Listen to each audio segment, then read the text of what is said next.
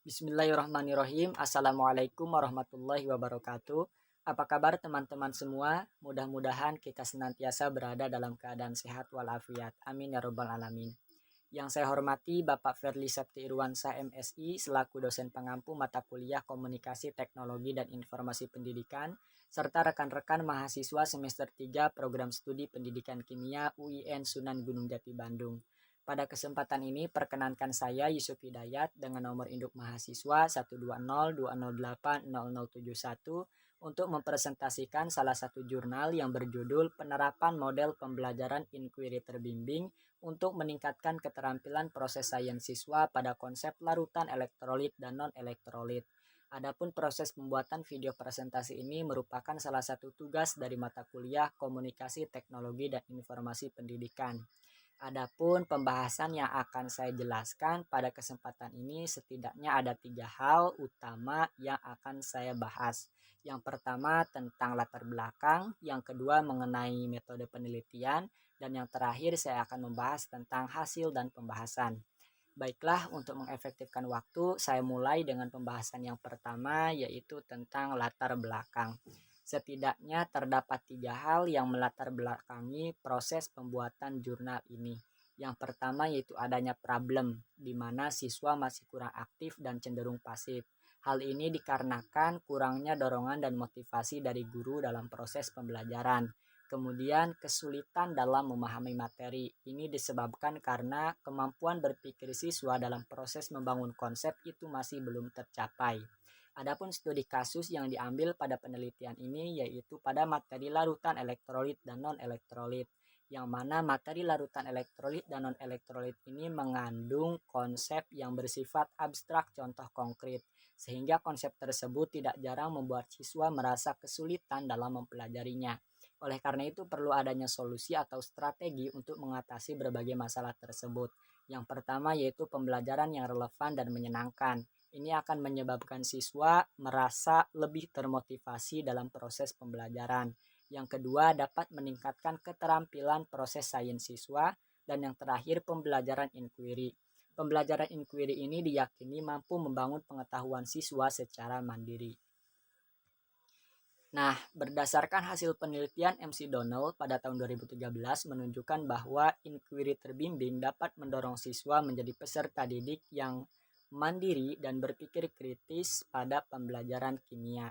Adapun pembelajaran inquiry terbimbing ini mencakup pencarian secara kritis, analitis, dan argumentatif ilmiah. Pembahasan selanjutnya berkaitan dengan metode penelitian. Adapun metode penelitian yang diambil pada proses pembuatan jurnal ini yaitu penelitian tindakan kelas. Setidaknya terdapat 4 komponen utama dalam penelitian tindakan kelas. Yang pertama yaitu perencanaan atau planning, yang kedua tindakan atau acting, yang ketiga pengamatan atau observing, dan yang terakhir refleksi atau reflecting. Dan yang terakhir saya akan membahas mengenai hasil dan pembahasan. Proses pembelajaran inquiry terbimbing pada konsep larutan elektrolit dan non-elektrolit dilakukan dalam 2 siklus meliputi tahapan identifikasi masalah, perumusan hipotesis, mengumpulkan data dan verifikasi hasil, serta penarikan kesimpulan.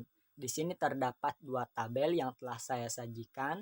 Tabel yang pertama berkaitan dengan penilaian lembar observasi aktivitas siswa, yang mana penilaiannya dilakukan ketika proses pembelajaran berlangsung, meliputi interaksi siswa dan guru, teknik bertanya, dan kinerja dalam praktikum.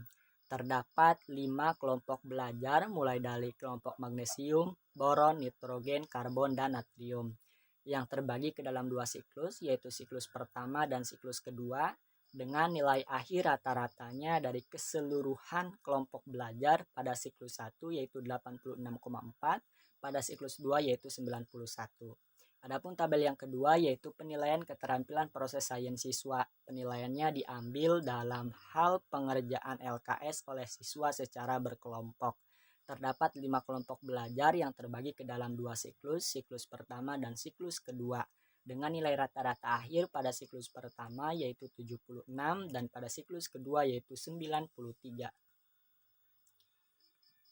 Selanjutnya, terdapat hubungan tahap inquiry terbimbing dengan indikator keterampilan proses sains. Bisa kita lihat bersama, di sini terdapat 5 tahap pembelajaran inquiry dengan 5 indikator KPS yang ingin dicapai. Di sini juga dicantumkan nilai rata-rata secara keseluruhan dari siklus pertama yaitu 70 dan siklus kedua yaitu 75.